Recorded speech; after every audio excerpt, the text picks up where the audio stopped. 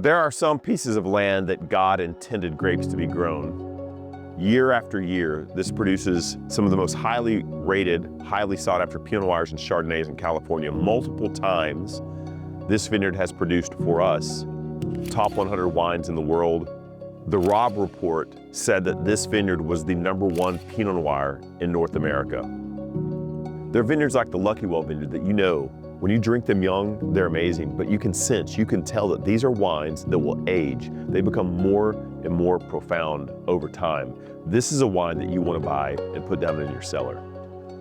If there was a single wine that I would take to a friend's house to say, this is what Arista is, it would be the Lucky Well Vineyard. The very first time I walked onto this property was 2005. Ulysses had come to me and said, amigo, I have found a piece of land that we need to plant. You're gonna fall in love with this place when you see it. So we drove out here, and I'll never forget just turning around, looking east, seeing the entire Santa Rosa Plain, looking west, being able to see fog coming in from the Pacific, and realizing this is a magical piece of land we're standing on.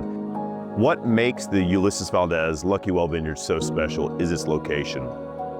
We're maybe 5 miles in from the Pacific Ocean at this point. We're at elevation, so we're at about 900 feet. That's critical on such a coastal site to have elevation. It gets you above the fog line. Below the fog, there's so much moisture, it's very difficult to ripen grapes.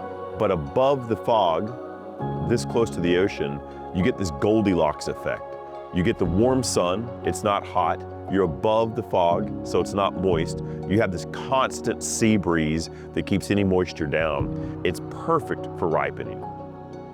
Oftentimes, wines out on the true Sonoma coast that hug the coastline tend to be very fragrant and perfumey, very lifted, very high-toned red fruit, but oftentimes they can be a little light in body.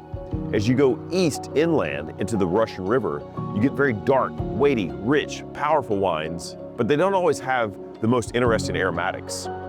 What you get here on this ridge is a combination of both. We have this strong coastal influence. It really keeps the fruit profile lifted, crunchy, red, yet because we get so much sun, because we're elevated, we can get a long hang time and you get these richer, darker flavor developments on the palate. It's the best of both worlds that the Lucky Well demonstrates.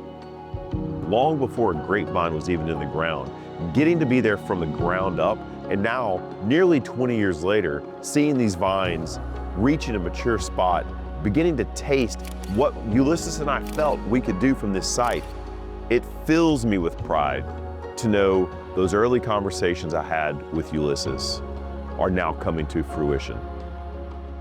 I love being in this vineyard. I love standing here.